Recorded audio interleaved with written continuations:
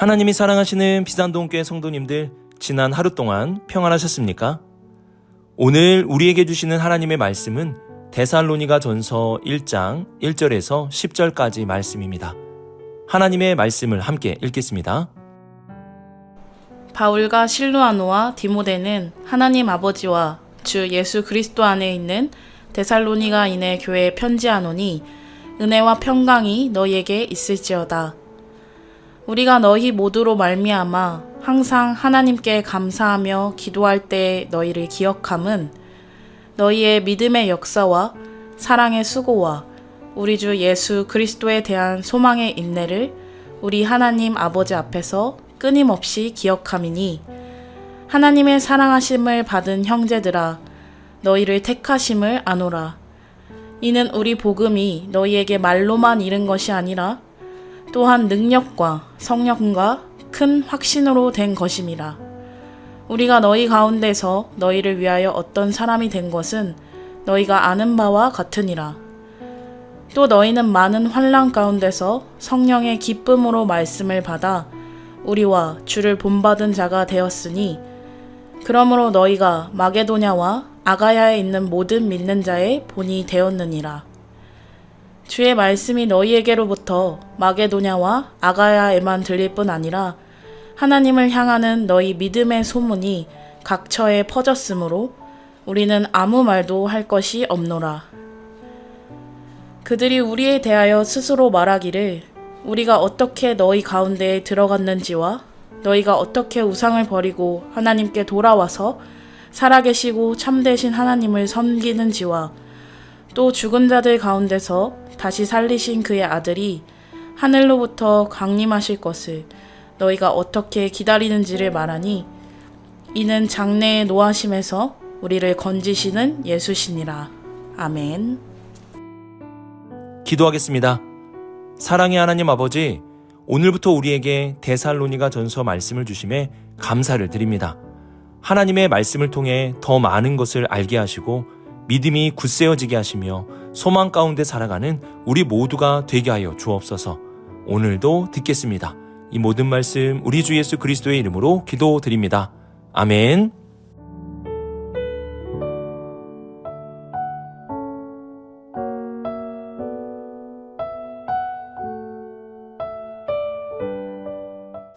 우리는 오늘부터 데살로니가 전서 말씀을 살펴보게 됩니다. 데살로니가라는 지역은 바울이 마게도냐 사람의 환상을 보고 오늘날의 유럽으로 건너가고 나서 두 번째로 전도를 하게 된 지역입니다. 바울이 첫 번째로 전도한 지역은 우리가 지난 시간까지 살펴본 빌립보 지역이었고 그 다음으로 복음을 전한 지역이 바로 데살로니가입니다. 바울은 빌립보에서 귀신 들린 자를 고침으로 여러 소동을 겪게 되었고 이로 인하여 구타를 당하고 감옥에 갇히게 되었습니다. 하지만 주님의 도움으로 그곳을 벗어날 수 있게 되었습니다.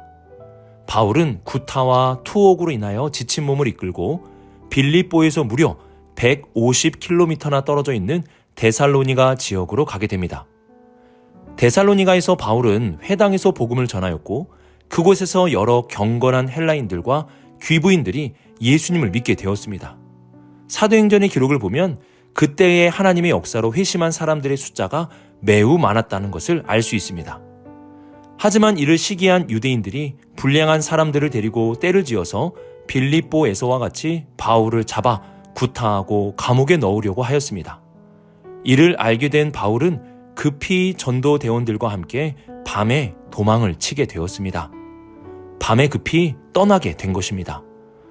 바울은 믿음을 지켰던 데살로니가 성도들이 걱정이 되었습니다. 왜냐하면 바울에게 해를 끼치려 했다면 바울과 함께한 데살로니가 성도들에게도 해를 끼칠 것이 분명했기 때문입니다. 그리고 복음과 예수 그리스도에 대해 다 가르치고 온 것이 아니라 급하게 도망치듯 나와야 했기 때문에 온전하게 가르쳐 주지도 못하였습니다. 만약 이러한 이들에게 고난이 찾아온다면 믿음 생활을 시작한 지 얼마 되지 않았기에 또 신학적인 부분도 튼튼하지 않았기에 금방 포기할 수 있는 위험이 있었습니다.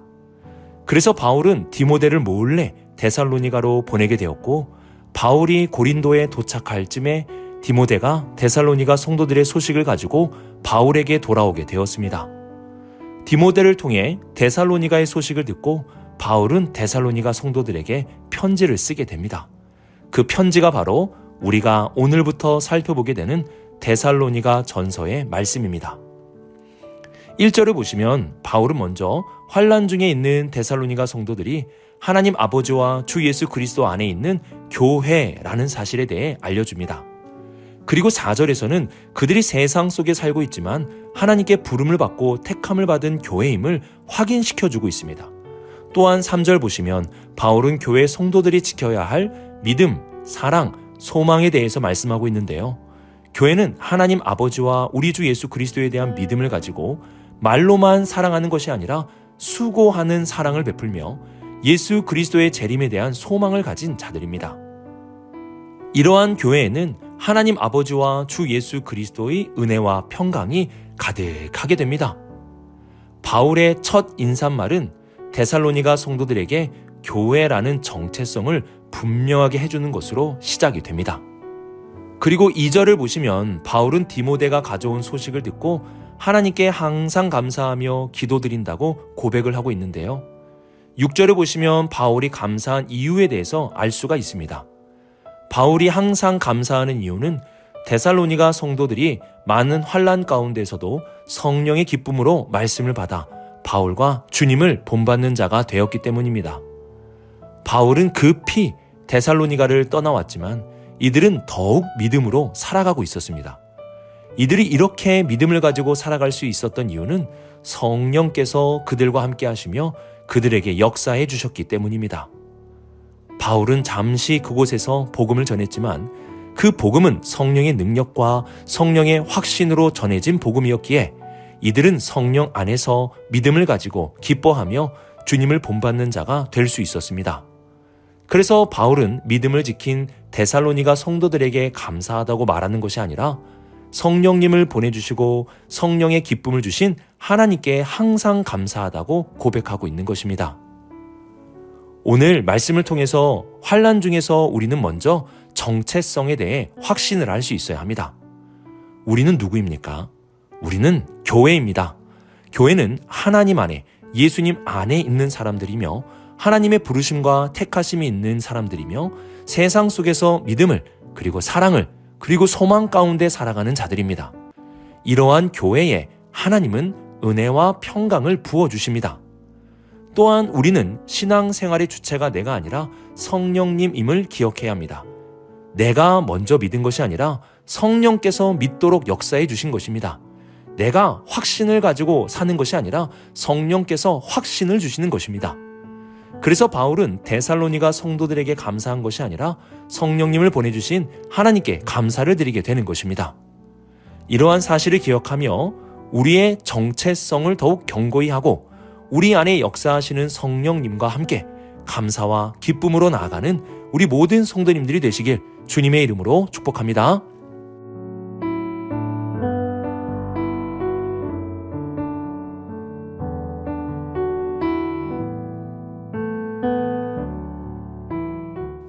마게도냐 지역에 사는 성도들은 데살로니가 교회 성도들에 대해 이야기를 나누곤 하였습니다.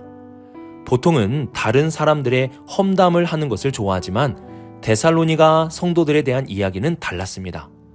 데살로니가 성도들에 대한 이야기의 내용은 신앙인의 본이 되었다는 것입니다. 이들의 믿음에 대해서는 더 할 말이 없을 정도로 놀라운 모습을 보여주었습니다. 특히 9절을 보시면 이들은 우상을 버리고 하나님께로 돌아오게 되었는데요. 당시 우상을 버린다는 것은 종교를 바꾸는 것 그 이상의 의미가 있었습니다. 이는 그 악한 세상 문화로부터의 단절이며 그 세상을 따르지 않겠다는 결단이 있어야 하는 것입니다. 그래서 우상을 버리는 자는 경제적으로 그리고 문화적으로 상황적으로 심각한 어려움을 겪게 되었습니다.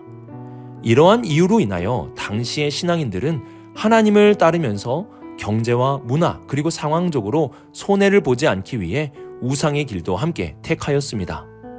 하지만 데살로니가 성도들은 달랐습니다. 이들은 환난 중에도 믿음을 지키기 위해 그 모든 우상과의 관계를 단절하고 세상을 따르지 않기로 결단하였습니다. 그리고 10절을 보시면 이들은 기다림에 대해서도 본이 되었음을 알 수 있는데요. 세상은 돈과 성공에 대한 기다림을 가지고 살아갔다면 데살로니가 성도들은 주님의 재림을 간절히 기다렸습니다. 예수님을 믿고 난 이후 이들의 소망이 달라졌습니다. 이들은 오직 예수님께 모든 소망을 걸고 살아갔습니다. 이러한 결단의 믿음, 그리고 예수님께 소망을 걸고 살아가는 삶은 주변 모든 교회의 본이 되었습니다. 교회의 가장 안타까운 일들 중에 하나는 본받을 만한 사람이 없다는 것입니다. 나는 이 사람을 본받아야겠다는 믿음의 롤 모델이 있어야 하지만 그러한 사람을 찾기가 쉽지 않다는 것입니다.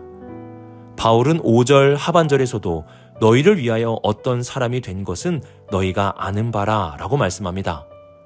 말로만 복음을 전한 것이 아니라 복음의 사람이 먼저 되고 복음을 전한 것입니다.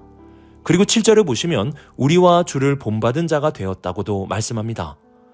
바울은 주님을 본받았고 데살로니가 성도들은 이러한 바울을 본받게 되었습니다. 이는 결국 주님을 본받게 되는 것입니다. 그래서 데살로니가 교회는 많은 교회가 본받고 싶은 교회가 되었습니다. 나는 누군가에게 본받고 싶은 신앙인의 모습을 가지고 있습니까? 다른 누군가의 신앙을 탓하기에 앞서서 먼저 내가 본받고 싶은 신앙인이 되었는지 돌아볼 수 있기를 바랍니다.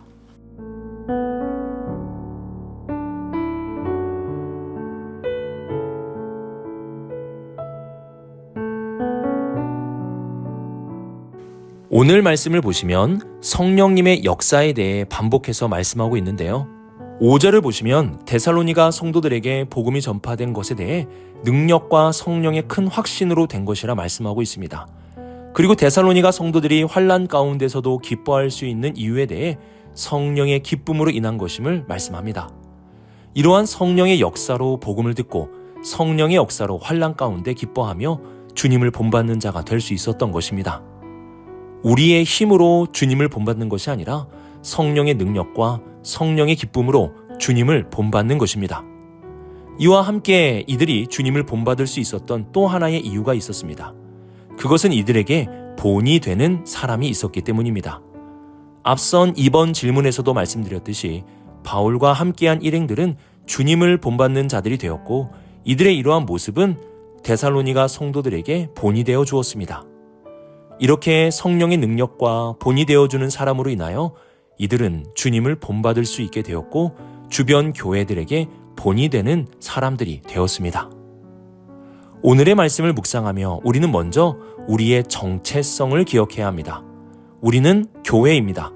하나님 아버지와 예수님 안에 있는 교회입니다. 그리고 우리는 선택받은 교회입니다. 수많은 사람들 중에 하나님이 선택한 사람들입니다. 그리고 우리는 이 세상 사람들과 똑같이 사는 것이 아니라 믿음을 가지고 사랑을 베풀며 우리 주 예수 그리스도께 소망을 두며 살아가는 사람이 되어야 합니다. 이러한 정체성이 있어야 어떠한 환난 속에서도 흔들리지 않을 수 있습니다. 이와 함께 그리스도를 본받는 삶의 비결은 성령님의 역사와 믿음의 본이 되는 사람들로 인한 것임을 기억할 수 있어야 합니다. 그리스도를 본받고자 한다면 성령님을 더욱 의지하십시오. 그리고 누군가가 그리스도를 본받기를 원한다면 내가 먼저 본이 되어주는 사람이 될 수 있어야 합니다. 이렇게 우리가 성령 안에서 본이 되는 사람으로 살아간다면 우리 비산동 교회는 데살로니가 교회와 같이 여러 교회의 본이 되는 멋진 교회가 될 수 있을 것입니다. 오늘 말씀을 통해 우리가 교회임을 기억하고 그리스도를 본받는 자의 삶을 살아가서 모든 사람의 본이 될 수 있는 우리 모든 성도님들이 되시길 주님의 이름으로 축복합니다. 기도하겠습니다. 사랑의 하나님 아버지, 우리를 교회로 불러주시고 선택하여 주시며 주님 안에 있게 하심에 감사드립니다. 교회로 부르신 은혜를 기억하며 믿음과 사랑과 소망 중에 살아가게 하여 주옵소서. 그리고 성령 안에서 환난 중에도 기뻐하게 하시고 주님을 본받아 믿음의 본이 되는 우리 모두가 되게 하여 주옵소서. 이 모든 말씀 하나님의 아들 우리 주 예수 그리스도의 이름으로 기도드립니다. 아멘.